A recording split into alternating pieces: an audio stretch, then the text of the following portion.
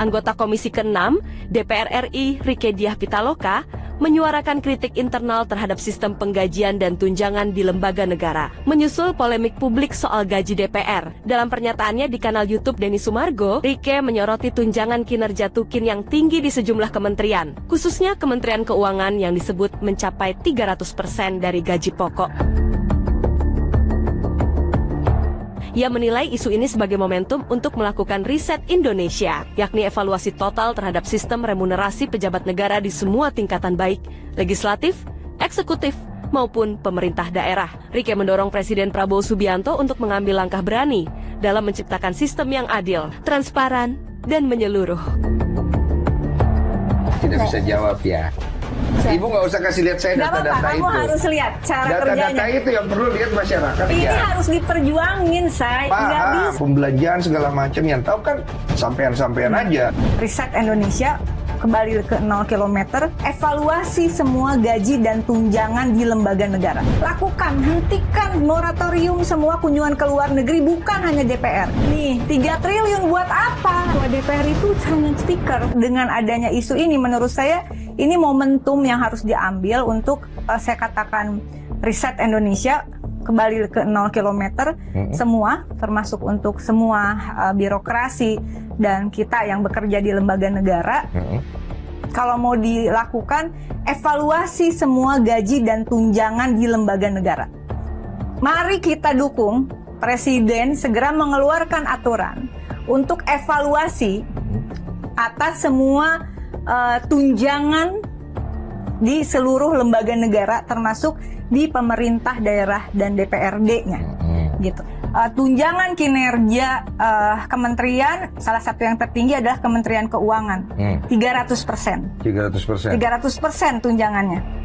Nah, 300% setahun ya? Sebulan tunjangan. Sebulan? Tunjangan nanti diakumulasi jadi setahun. Bu, berapa sih Bu kalau misalnya? Nih aku bacain ya. Berapa ya? Bacain deh Bu. Bacain ya, bacain. Penasaran juga Karena kita. menurut saya kalau mau dilakukan, lakukan semua. Mumpung ini presidennya bisa tegas, lakukan, hentikan moratorium semua kunjungan ke luar negeri, bukan hanya DPR. Tapi lembaga eksekutif, lembaga yudikatif, kalau mendesak harus pergi. Misalnya ini kayak Presiden harus melakukan kunjungan ke China, ada pertemuan diplomatik yang penting, itu harus. Jadi kalau mau transparansi semua. Ya, harusnya kan begitu. Ya, jangan satu sisi DPR. Ya terima kasih kalau buat saya penting kritik seperti itu. Tapi langkah lebih baiknya, kalau transparansi itu untuk semua kementerian lembaga negara. Iya. Pemerintah pusat maupun daerah. Iya, kalau DPR, mau kan belum tentu semuanya mau. Harus mau. Ini momentumnya menurut aku. Saat ini yang juga mendesak adalah nih politik anggaran 3.000 triliun duit teman-teman semua. Iya, tapi kan kalau 3.000 triliun dan ini menurut saya sangat berharap kita bisa di masa kerja ini, di hari kerja ini bisa rapat terus maraton karena minggu kemarin ketunda, ya, untuk kita bisa mengawasi mana tadi anggaran-anggaran yang penting, mana yang harus direalokasi begitu. Dan saya tadi mengusulkan tidak bisa solusinya untuk keuangan negara itu hanya hutang dan menaikkan pajak rakyat. Iya. Benerin tata kelola perdagangan kita. Nggak bisa mati rakyatnya, Bu. Sistem perdagangan kita harus benar, politik anggarannya harus benar. Saya setuju itu. Nah, tambahkan tuntutannya. Tolak kenaikan harga kebutuhan pokok.